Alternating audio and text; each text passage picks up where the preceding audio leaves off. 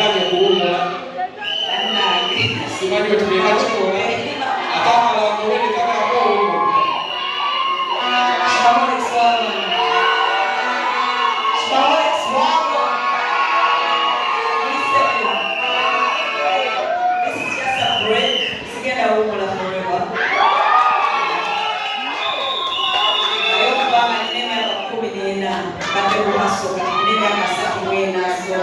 I think Katunda yasazeewo ntekeke ku break. Katonda Katunda yapadde ku break. And after that, no break.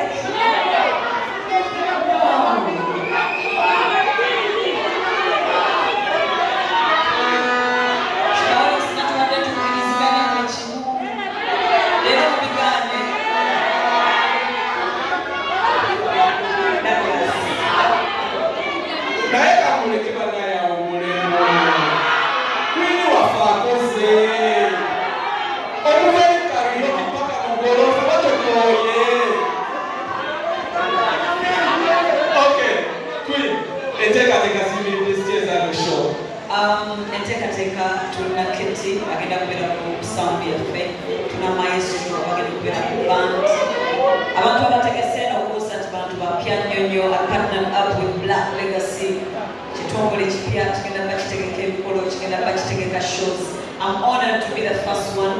I can't wait to see what they're going to do, but by the look of things bagenda kutegera show so this show is special. It's not going to be like any other show. See a competition, see your gratitude. Ongana chaita okusima. Etasima ebola jikola chi. Gratitude is a must banali. Shimanyi fenda tuyimba walona bayimba okusinga.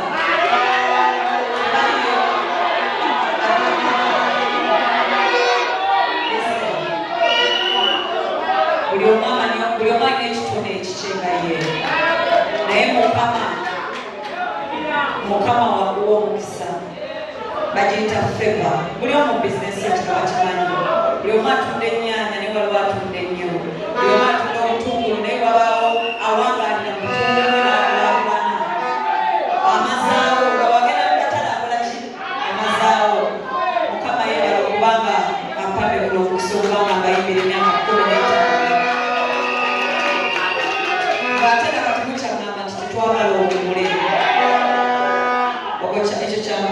So this show is about gratefulness. Shibawoleks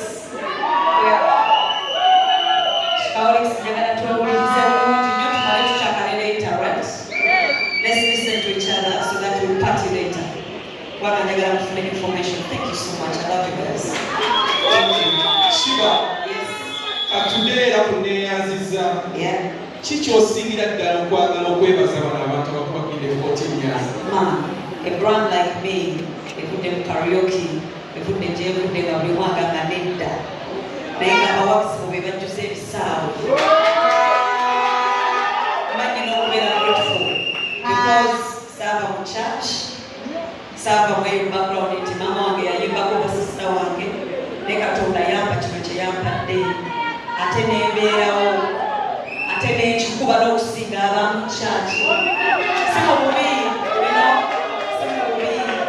kubanga singa kino ekitone kyali nga kiwe bubi nga buli bantu be bandikimpadde abasinga bagamba sikirina naye ate mwe ne mugamba nkirina. So I want to thank you for always supporting me, turning up for my shows, but most importantly njagala kwebaza Katonda kuba wantadde ne wanzije ne wantadde kubanga wentunula gye ntudde mu karaoke ne ntuna essaawa eno wendi bannange banyina okwebaza Katonda nankuweereza. Thank you so much. Thank you Shiba. Shiba wanava ku Lugogo Cricket Oval agenda kudda ku Bowling Hotel e Mukono Saturday 5th of October. Wanava wajja kudda Maria Flo Masaka Sunday 6th of October. Nenda kusokera Lugogo Cricket Oval tunajijuza. Shiba ensi yonna musooke musiriikirire kino kikulu wano wetugenda kikulu. Shiba ensi yonna eyagala kumanya abe mukibi bye yayogedde mu kalango bituufu. nti Shiba tusuubira Mama Kalimunda on national television. Bagambye bano tugenda waki? Musirikirire. Shiba, which is which? Kituufu tusuubira tetusuubira. Njagala mujjekanya. Njagala buli omu agula etiketi ye nga nnya. Gwe kennyini okyerabireko oba kusuubira okusuubira. Come on board, kubanga ebyaddala eno narrative ebadde mugonga for so long. Balumpadde emyaka gyonna. Tetwagala kumanya ku ludda olutuufu. Si bituufu. Thank you. Allow her to take her seat. I'm going to open the questions to the members of the press. Good afternoon.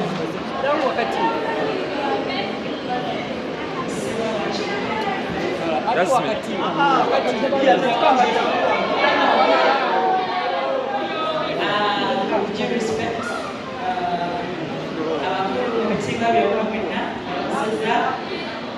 everyone who is here, Bashiba Holy Smemucha.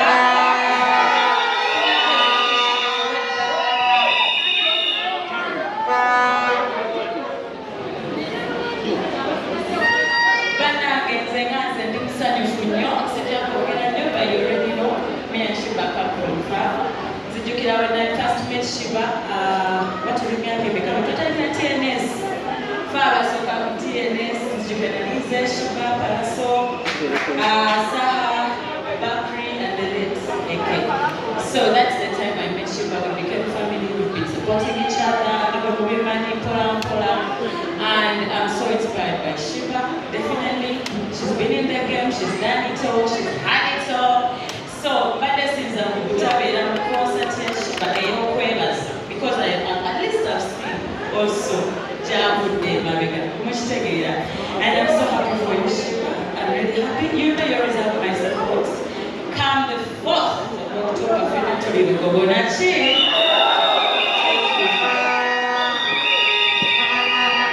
Webale nnyo Jazzy. Shiba wanaamala okusuubira webiba bituufu basi bituufu. Eggaali tuzisonza wani? Allow me to invite Kapakat, Kapo Jimani.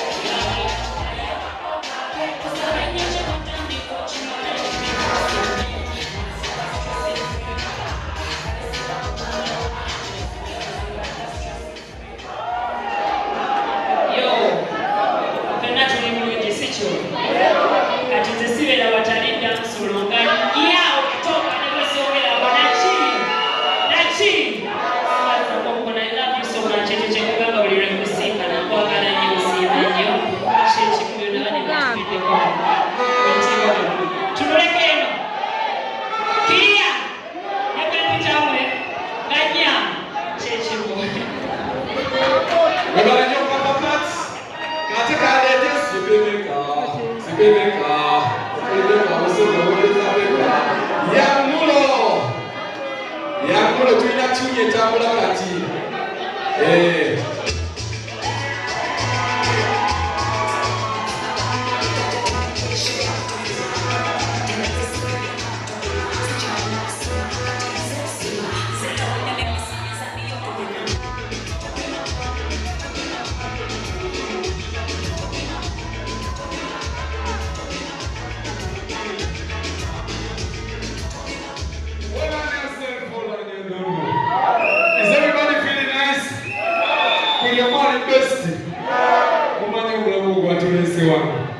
Tuanze kulabisa. Sicho. Ono mamiyo teri amugambayo. Teri amugambayo nachi. Bana satala bogera bigambo bingi nnyo. Naye kyemmanyi mwenna abali wano tuli emmere y'emu, tutegera yemu.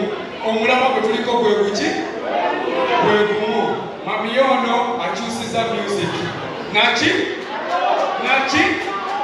mamiyo gwe muli mu kuteekako ekibozi eyakyusiza system n'akitera ku music wali mulowooza nti mulembe muzibu nnyo simanyi simwakuwa kwasaganya mamiyo no gwe mulaba azizanyi zonna n'azimalayo sikyo kati omulamwa gwaffe nga bannayuganda kugenda kunaffe kumwebaza sikyo teri agambayo banayagera kuza omwezi nyamba egayiride basaba mujje tugende tubagire mamiyo kubanga atwebazisa nabwebaza okitegera nga ate ffe tulina okumwebaza sikyo tulina okumwebaza Shiba kubanga bino ebyawano bino bya vita lwakongo temugiraba abali ku mawulire naye ye ng'omuntu yagimanyi vita gyalimu wano okumekenga musiki okusigala ng'atambula ebintu byonna okugenda mu maaso so Shiba ffe tugenda omwebaza si akugenda okutwebaza nze bwe ngamba nakabuli teri agambayo mamiyo kwena mu respect